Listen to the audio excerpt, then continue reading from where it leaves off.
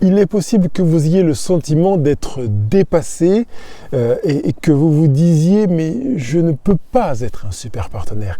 C'est même possible que ce soit nourri par le fait que vous ayez écouté le podcast comme 10 moyens pour pour être un super partenaire. Au demeurant, si vous ne l'avez pas écouté, prenez le temps de l'écouter avant d'écouter ce podcast du jour. Et dans ce podcast aujourd'hui, je vais vous donner 4 choix salutaires à mettre en place quand vous vous sentez dépassé, parce que je veux que vous ne vous sentiez pas dépassé. Vous pouvez être un super partenaire, vous pouvez viser cet objectif-là sans vous sentir dépassé, même si vous avez quelques doutes sur vous, vous avez peut-être le sentiment d'être loin d'être super. On va s'arrêter là-dessus. Pourquoi vous pouvez avoir ce sentiment? Comment le dépasser? Pourquoi être un super partenaire pourrait être pris comme un fardeau? Comment faire pour que ce ne soit pas un fardeau? Que vous puissiez vous souvenir de ce qui peut être les outils concrets que je vais vous donner pendant ce podcast pour que vous soyez en mesure de faire ces 4 choix solitaires avec des outils pratiques, concrets, des exercices, pas du blabla, pour que vous viviez votre vie à 2 en mieux, évidemment, et que vous compreniez à quel point construire un couple heureux, ça s'apprend.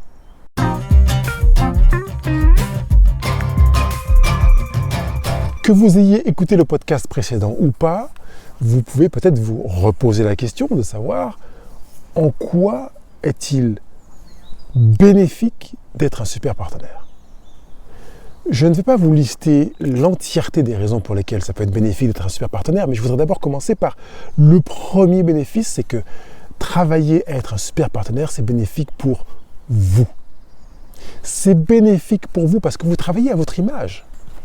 Vous avez un impact sur votre estime de vous. Quand les choix que vous faites, votre posture, votre manière d'être marquent des points et que vous avez des signaux chez votre partenaire qui vous renvoient à l'idée que ce que vous avez fait lui fait du bien, qu'il se sent aimé, qu'il a le sentiment d'avoir le privilège que vous soyez dans sa vie, qu'il aime votre compagnie, que les choix que vous avez faits correspondent à ce qui lui paraît pour lui à ses propres yeux comme étant des choix judicieux, pertinents, justes, adaptés, sains, salutaires, enrichissants, pleins d'amour, fondés sur des valeurs qui tiennent la route, ça vous impacte vous. Vous avez en vous quelque chose qui grandit et qui fait que vous vous dites « je me rends compte que mon partenaire découvre à quel point je suis quelqu'un qui a telle et telle qualité, telle et telle valeur, telle et telle sensibilité, telle et telle richesse, et que c'est telle et telle que vous pourriez lister en grand nombre, vous font un bien fou. Vous avez besoin de ça. Dites-vous que vous avez besoin de ça. Et quand vous travaillez pour être un super partenaire, vous nourrissez cette réalité. Vous nourrissez votre estime de vous. Vous couchez en vous disant que vous avez bien fait de vous lever aujourd'hui. Que les choix que vous avez faits dans la journée, que vous avez enchaînés les uns après les autres, vous avez bien fait de les faire. Je ne suis pas en train de vous dire que tous les choix que vous avez faits sont magnifiques et que votre partenaire devrait se retrouver là à applaudir dès demain pour tout ce que vous faites. Mais vous avez vous-même les moyens d'applaudir ce que vous faites quand vous avez mis en œuvre les 10 moyens pour être un super partenaire. Ça veut dire que même quand votre partenaire n'apprécie pas un des choix que vous avez fait, une direction que vous avez prise, une option que vous avez récupérée, vous pouvez quand même vous dire « j'ai fait un bon choix ». Ce n'est pas la façon de l'accueillir de votre partenaire qui peut faire que vous avez fait un bon choix. C'est parce que vous fondez votre choix sur des raisons qui sont profondes, sérieuses et qui fait que vous vous dites « j'ai fait un bon choix ». Je vous informe, ou peut-être vous rappelle pour ceux que j'accompagne, qu'un bon choix n'est pas déterminé par le résultat lié au choix, mais par les motivations qui vont amener à faire ce choix. Quand vous travaillez pour être un meilleur partenaire, vous nourrissez une estime de vous. Parce que vous allez développer le nombre de fois où vous allez faire un bon choix. Yes! Qu'importe les résultats, vous aurez une assise de vous qui va faire quelque chose, que votre relation à vous-même sera déterminante. D'ailleurs, parmi les commentaires des personnes qui ont écouté le podcast les 10 moyens pour devenir un super partenaire, il y en a quelques-unes qui m'ont dit à quel point elles avaient été surprises de voir que les 3 premiers moyens que je propose sont des moyens pour soi, sur soi, pour un mieux-être à soi et avec soi. Écoutez ce podcast. Et si vous l'avez déjà fait et que vous ne vous souvenez pas de ça, ça veut dire que vous avez peut-être besoin de réécouter, de regarder de nouveau cette vidéo. Alors faites-le peut-être à l'issue de ce présent podcast, de vous dire, allez, je vais réécouter, peut-être je vais reprendre mes notes et voir quels sont les 3 premiers moyens pour être un super partenaire, parce que vous allez vous rendre compte que c'est vraiment quelque chose qui est bon pour vous. Ce qui fait que la première préoccupation qui pourrait être de se dire, si je dois travailler pour être un meilleur partenaire, j'ajoute un fardeau à un fardeau présent. Normalement, non. Ça ne devrait pas être un fardeau que de travailler pour être un super partenaire. Parce que si c'est un fardeau, ça veut dire que vous avez déjà cette préoccupation, peut-être à vous dire, mais être un super partenaire, ça veut dire que je dois être déjà quelqu'un de super. Et il est possible que ce fardeau d'être quelqu'un de super soit déjà présent dans votre vie et que vous avez besoin d'apprendre à découvrir en quoi vous êtes super. Je trouve assez intéressant de voir que l'or est un minéral que l'on trouve dans des endroits dans lesquels on n'aurait pas imaginé qu'il y a de l'or. Il n'y a pas une sorte de chemin pavé ou goudronné avec des réverbères, des drapeaux, des panneaux qui disent que là il y a de l'or et que plus vous vous approchez de l'endroit où il y a de l'or et plus vous voyez que la lumière du soleil peut-être est magnifique avec des projecteurs et vous entendez de la musique qui vous dit que là vous allez à la rencontre de l'or et que au bout du chemin, quand vous aurez creusé ou tamisé quelques pierres de rivière, vous trouverez des pépites d'or et peut-être même dans une grotte quelque part des lingots d'or. La plupart du temps, l'or, parle de l'or, mais ça peut être valable pour un diamant, est à chercher à des endroits où personne n'imaginait qu'il y aurait de l'or ou un diamant. Là, on a creusé, on a tamisé des rochers, on a cassé des pierres, on a sué, on a levé de la poussière, on a creusé des trous. Et au bout d'un moment, on découvre qu'il y a de l'or, qu'il y a des diamants. Et je voudrais que vous entendiez cette image de l'or ou des diamants qui sont là, en vous et que vous êtes, qui ne peut pas se trouver en un claquement de doigts, et qu'il est possible que si vous avez le sentiment que c'est un fardeau pour vous d'envisager d'être un super partenaire, que même d'envisager d'être super vous-même, c'est que vous n'avez pas découvert l'or que vous êtes. Je ne parle pas de l'or qui est en vous, mais du trésor que vous êtes en tant que personne, un être magnifique, sublime, riche, beau de l'intérieur, comme j'écrivais à quelqu'un ce matin, c'était une femme, qu'elle est une personne magnifique de l'intérieur, qu'elle est belle de ses richesses, de sa volonté de faire bien, d'une volonté de justice, de construire une société dans laquelle, ou autour d'elle, les gens découvrent le plaisir, le bonheur de l'amour, de la relation vraie, de l'authenticité, de la profondeur. Ça, c'est de l'or. J'ai envie de dire de l'or en barre. Vous êtes de l'or. Et à chaque fois que vous rencontrez une de vos valeurs, je voudrais que vous considériez que vous êtes de l'or. Et que je ne vous demande pas d'être un super partenaire, parce qu'il est possible qu'en faisant 2-3 exercices, vous deveniez quelqu'un différent, quelqu'un qui était du toc massif et qui devienne de l'or massif, ou qui était de l'or dur en un mot et qui devienne de l'or dur en 2 mots. L'or est déjà là. Vous êtes de l'or. Alors c'est vrai qu'on aura à gratter, à nettoyer, peut-être à fondre, pour séparer l'or de ce qui n'en est pas. Mais vous êtes de l'or. Est-ce que vous entendez ce que je suis en train de vous dire? Et je ne vous demande pas d'acquiescer, d'être d'accord avec moi. Je vous demande là de faire un pas de foi, de vous dire « Pascal, je n'avais pas conscience de ça. Je te remercie de mettre en évidence cette réalité, de mettre le doigt dessus et de faire que je réalise que je suis de l'or. » C'est pas que je contiens de l'or. C'est que l'or que je suis contient des impuretés qui vont être nettoyées au fur et à mesure qu'on va découvrir l'or. Mais vous êtes de l'or. Et je ne voudrais pas que parce qu'il y a des impuretés, vous disiez « mais finalement, je ne vaux rien ». La valeur de l'or est entière, même s'il y a encore des impuretés, parce qu'on n'a pas encore nettoyé, fait fondre, filtré. C'est de l'or quand même. Vous êtes de l'or. Alors quand vous avez cette impression d'être d'avoir apporté un poids, de vous dire je veux devenir un super partenaire et que vous vous dites non, je suis déjà prédépassé parce que je n'ai pas de qualité, j'ai pas de valeur, j'ai pas de richesse, je ne vaux rien. Je ne vous demande pas d'avoir de la richesse. Vous êtes de la richesse. Vous vous sentez dépassé? Je vous dis comment faire pour ne pas vous sentir dépassé. À chaque fois que vous vous sentez dépassé, dites-vous que vous êtes de la richesse. De la richesse à découvrir, de la richesse à nettoyer, à polir. Peut-être que vous êtes encore de l'or brut ou un diamant brut. Et que vous avez besoin d'aspirer à rencontrer des situations de vie qui vont vous permettre d'enlever les impuretés. Je ne suis pas en train de vous vendre l'idée que vous allez vous retrouver dans une situation où tout est magnifique, vous serez entre les mains de quelqu'un qui va faire quelque chose de magnifique de vous. Non, vous êtes entre les mains de vous. C'est vous qui allez faire quelque chose de magnifique de vous. Et vous le ferez uniquement si vous êtes convaincu d'être de l'or, un diamant. Parce que vous aurez l'envie de révéler la richesse, la beauté que vous êtes, avant d'être un super partenaire.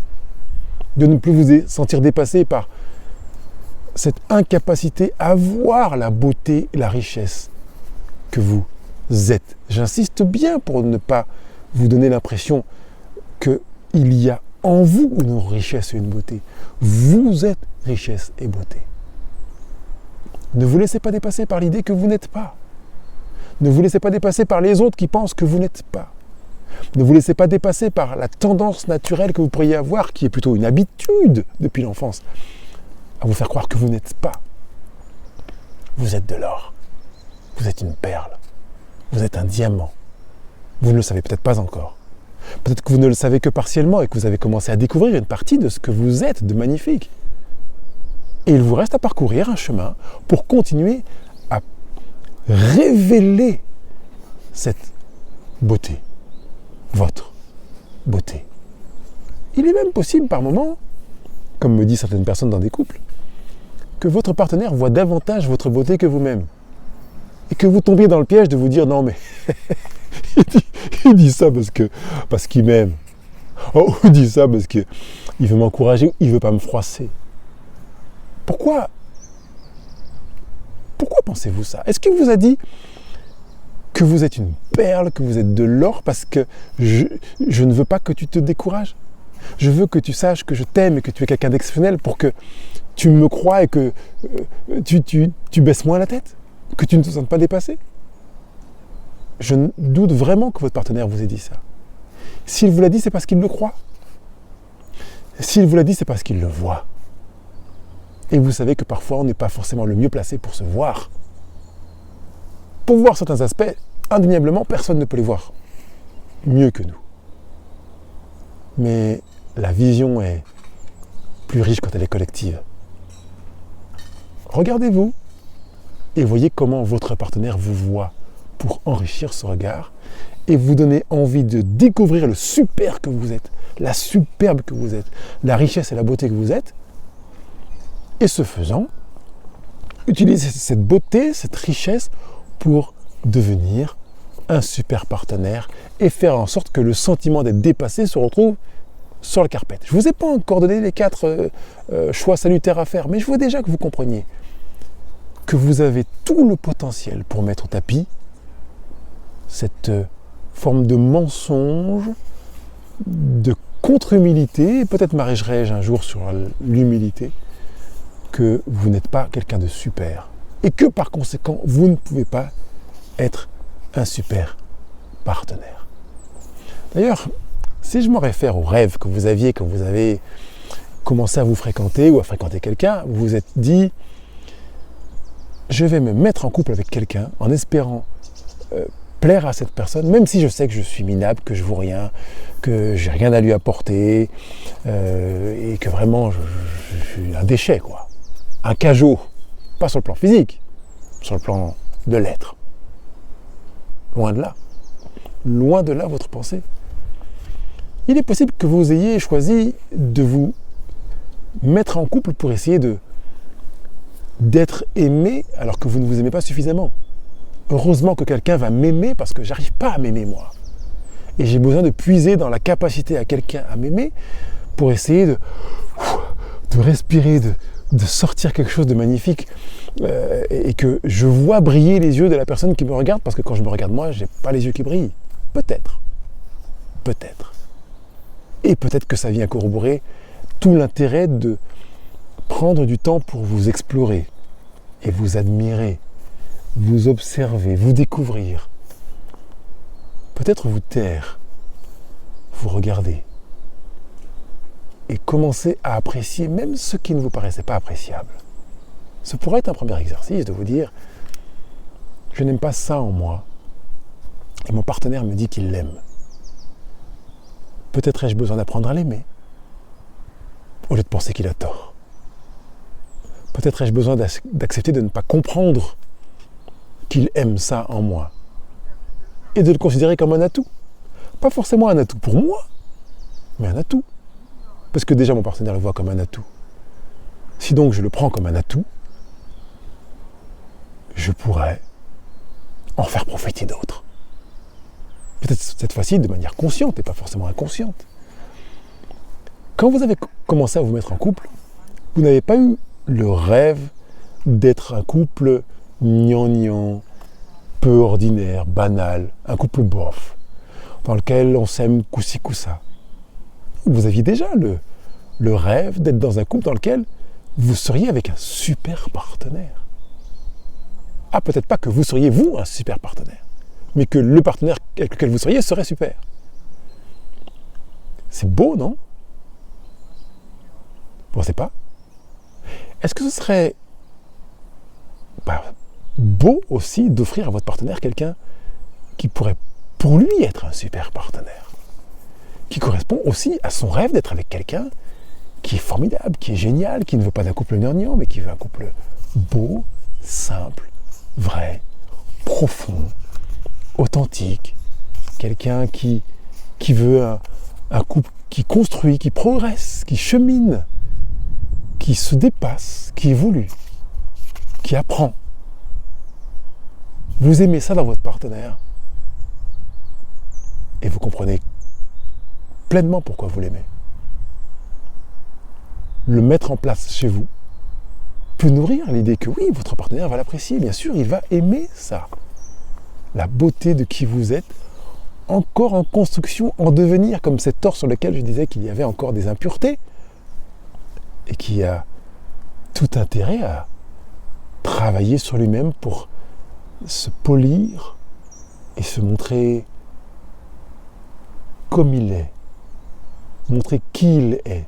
Pas se montrer comme étant un autre, comme fait un autre, mais se montrer lui, avec sa propre beauté. Je voudrais que, si vous avez le sentiment d'être un fardeau et d'être dépassé, et que vous voulez vraiment savoir comment ne pas se sentir dépassé, que vous preniez le temps de faire le premier exercice que je vous présente ici.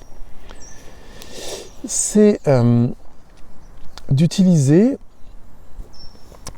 le résultat de ce que vous allez faire pour être un super partenaire comme un révélateur de votre beauté intérieure. La plupart du temps, on a plutôt tendance à considérer le résultat comme étant ce qu'on veut absolument voir le plus vite possible. Et je voudrais que vous considériez le résultat non pas comme étant quelque chose qui doit venir vite, mais qui vient confirmer que vous êtes sur la bonne route. Ça veut dire que finalement, le résultat n'est pas un produit fini. Le résultat est une chose que l'on vise. Ça pourrait être synonyme du bonheur, n'est-ce pas? Vous voyez, quand vous allez en vacances et vous prenez la carte, vous partez en voiture, et que vous voyez un panneau, vous n'êtes pas arrivé. Mais c'est déjà un résultat. Parce que vous vous dites, en voyant le panneau, je suis dans la bonne direction. Et je voudrais qu'à chaque fois que vous voyez le panneau qui vous signale que vous êtes dans la bonne direction, que vous le preniez comme un résultat. Un résultat, j'utiliserai le mot prémisse.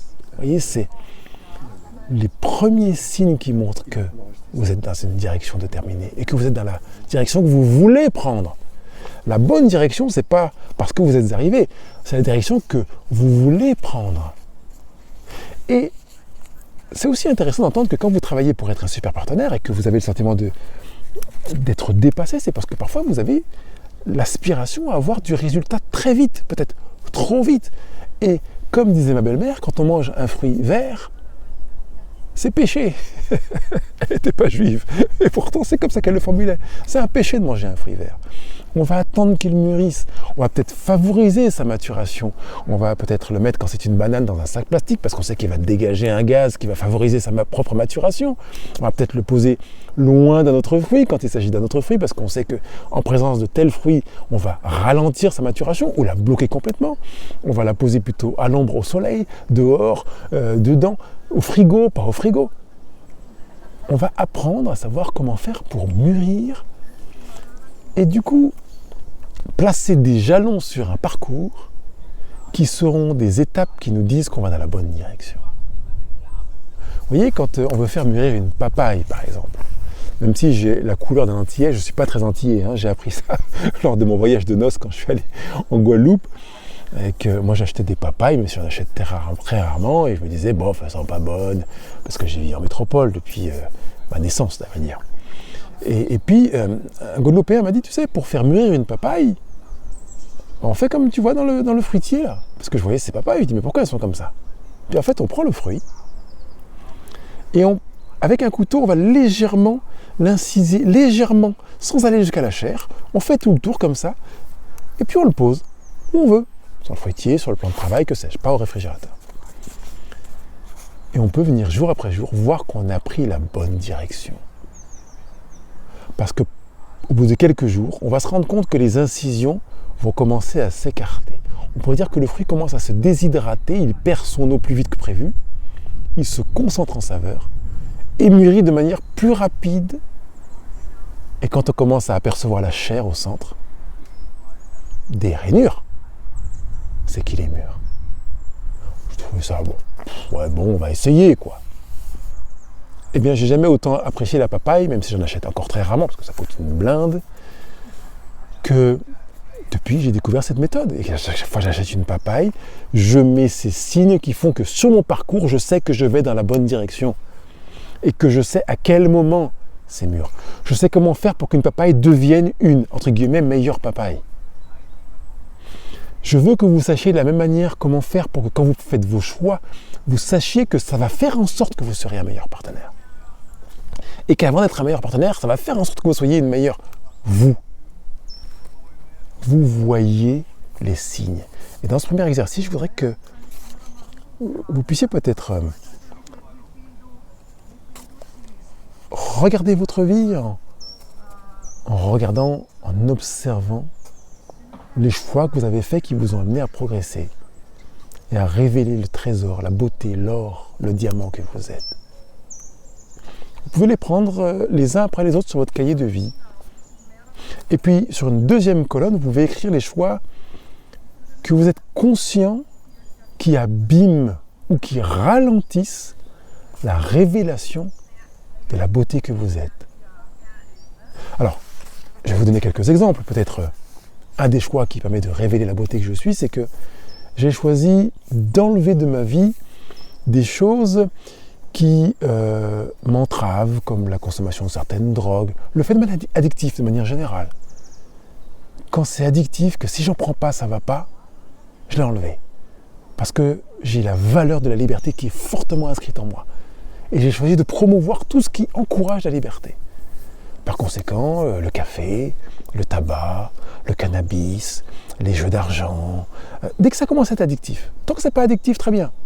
Vous prenez votre café, vous n'en prenez pas pendant 8 jours, sans aucun problème, pourquoi pas?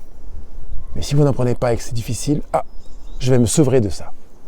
Et puis je joue à des jeux de cartes, et puis je me rends compte que si j'ai pas joué pendant 3 mois, ou pendant 15 jours, ça va pas, je commence à être en manque. Je vais me sevrer de ça. Je vais donc aller bonifier ce que je découvre, qui est une valeur chez moi et qui fait que je suis de l'or. Et puis de la même manière, je vais constater que j'ai des choses que je fais qui m'abîment.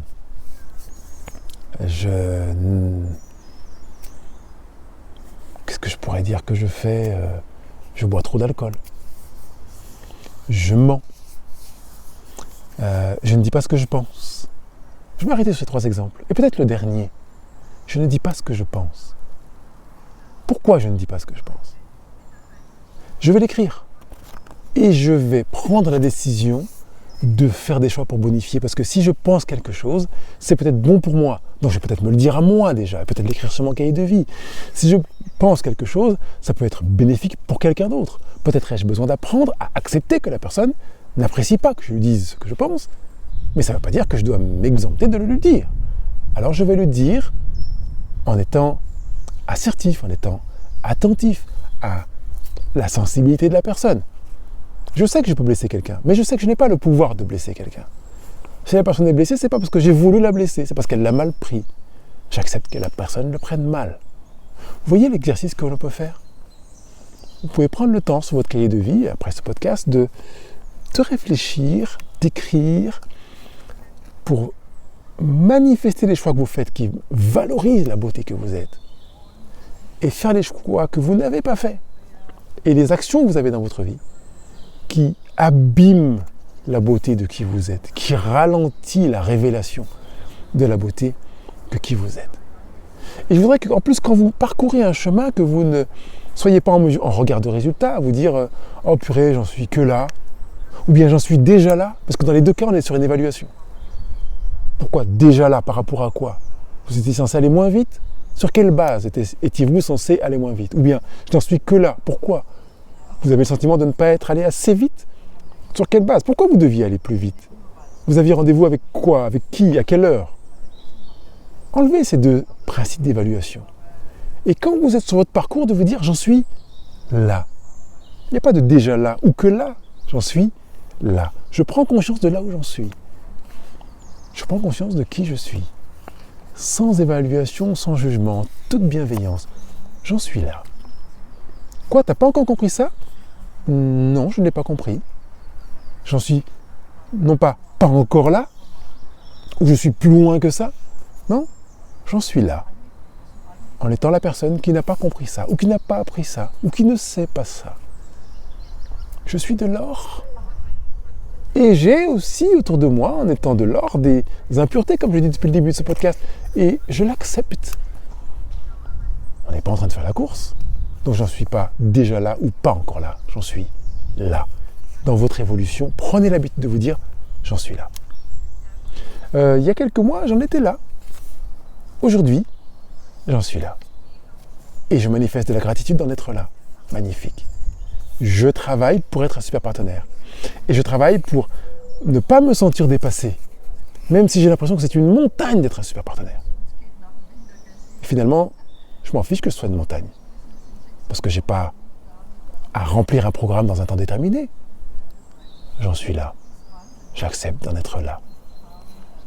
Je prends la situation, l'information, comme quand je regarde la carte routière en disant « j'en suis là ». J'en suis là. J'accepte. Ça peut être le refrain que vous allez commencer à vous répéter jour après jour pendant un mois jusqu'à notre prochain podcast. De vous dire « j'en suis là ». C'est pas que je suis dépassé. C'est que j'en suis là. Je ne maîtrise pas ça.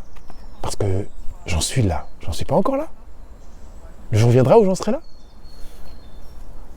Sur les 10 moyens d'être un super partenaire, j'en suis pas encore là. Ou peut-être où? Non. Pas j'en suis pas encore là. J'en suis là. Et non pas non plus, j'en suis déjà là. Comme pour donner l'impression aux autres qui en sont encore là-bas que bon, ouais, moi j'ai de l'avance. Non, j'en suis là. Et toi, tu en es là. J'accepte, j'entends. Je te souhaite un beau parcours. Surtout qu'il n'y a pas d'ordre en disant on doit faire le premier, deuxième, troisième, quatrième, cinquième, j'en suis au 5e sur 10 moyens. Non. Quelqu'un va commencer par le 10e, un autre par le 3e, un autre par le 1er, un autre par le 5e. Et puis, dans le 5e, il y en a un qui en est là. Et puis un autre qui en est là, un autre qui en est là dans le 3e. Qu'importe finalement. Est-ce que vous entendez que je suis en train de vous demander de vous défaire de cette volonté de jugement qui est là, présente en vous, enracinée? Défaites-vous de cette volonté de jugement. Accueillez pendant 30 jours cette volonté de vous dire « j'en suis là ». J'accepte d'en être là. Je suis de l'or en barre. de l'ordure, en 2 mots.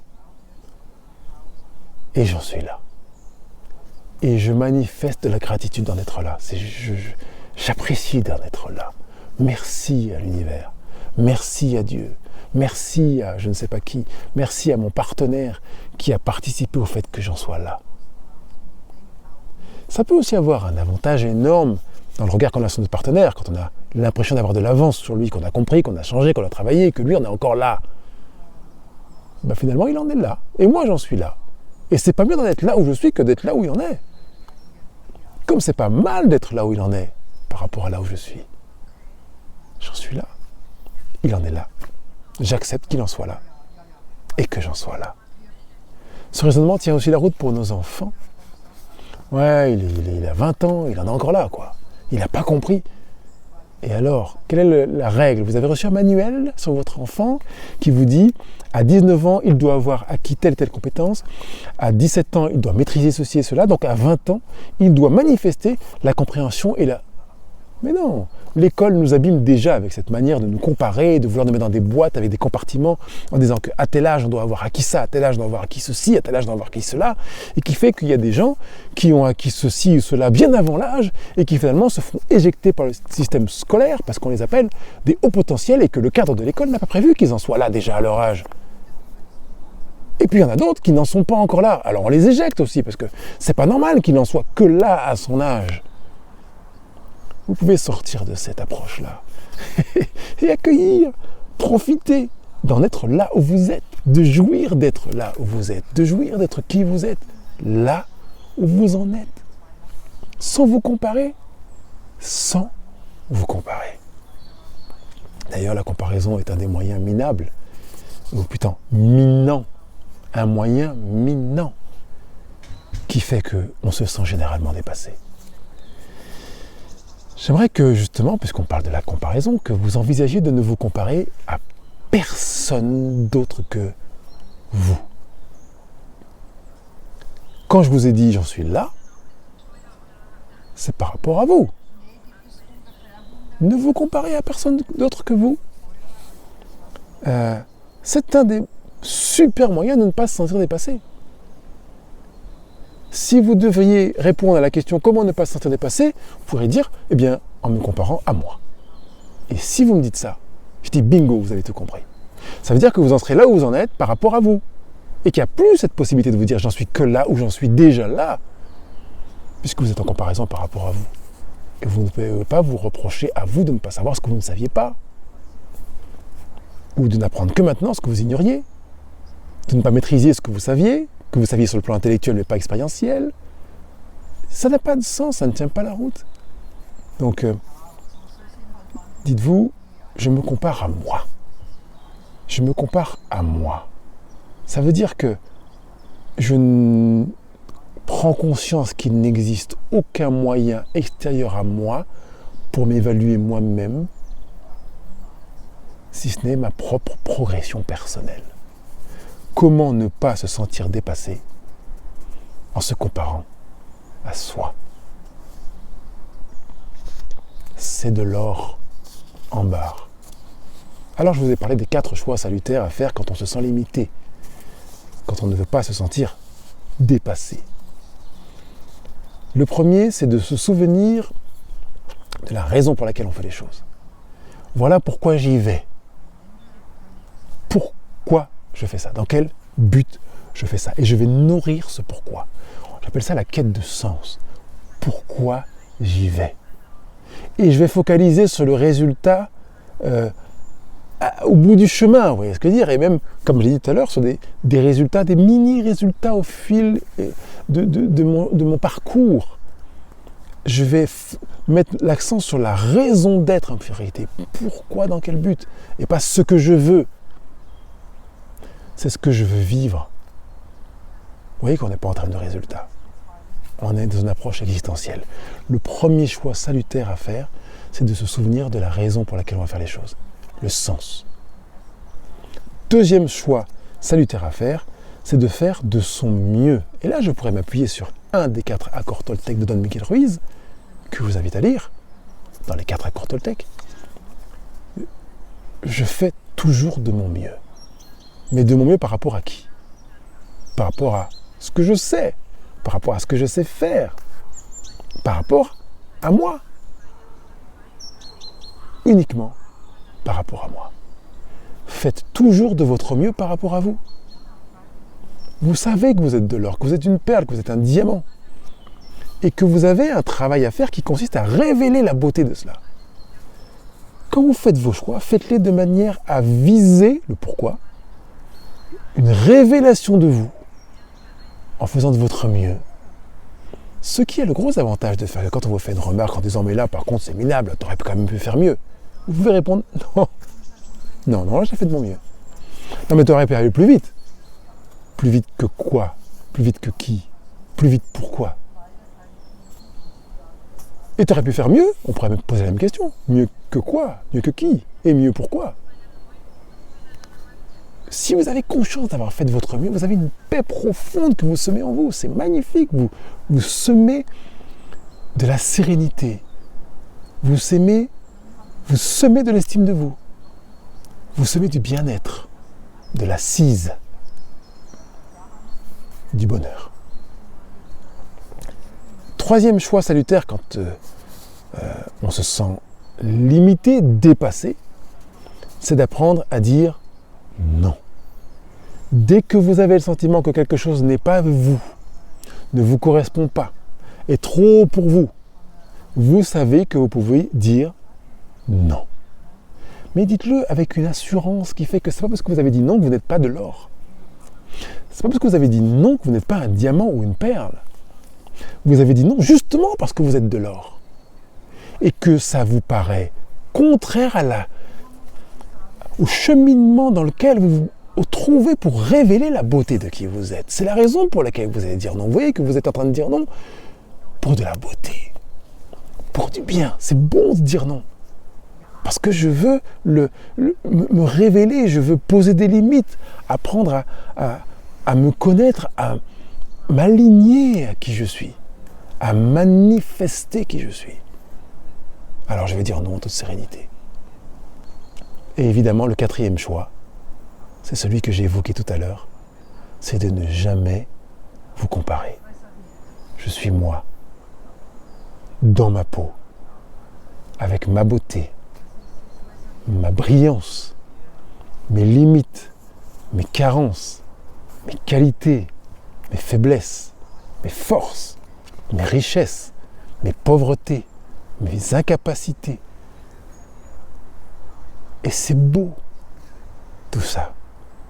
C'est beau d'être moi. Je pourrais même, peut-être c'est prématuré, mais si vous êtes à ce stade capable d'être reconnaissant pour vos limites et vos faiblesses, eh bien soyez-le. Je reconnais mes limites et mes faiblesses. Et je suis même ravi d'avoir ces limites et ces faiblesses. Je n'irai pas plus loin sur ce sujet, peut-être que je le ferai ultérieurement, mais vous pouvez manifester de la gratitude pour cette réalité-là. Je suis reconnaissant pour mes limites, mes faiblesses, pour mes incapacités, pour ce que je ne connais pas, que je ne comprends pas, que je ne maîtrise pas, que je ne sais pas faire. Je manifeste aussi de la gratitude pour ça. Vous avez là des moyens concrets et pratiques pour faire en sorte que quand vous avez le sentiment d'être dépassé, vous sachiez que vous n'êtes pas dépassé. Vous avez devant vous un établi, vous avez la beauté que vous êtes à déposer sur cet établi pour travailler à révéler qui vous êtes. Vous avez en plus les 10 moyens d'être un super partenaire. Et vous savez comment les placer. Vous savez pourquoi vous voulez devenir un super partenaire. Pourquoi vous voulez être un meilleur partenaire.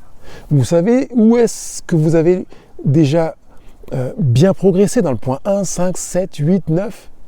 Et vous savez où vous avez à mettre davantage d'accent pour révéler davantage la beauté du partenaire que vous êtes. Et vous savez que quand vous le faites, vous augmentez l'estime de vous.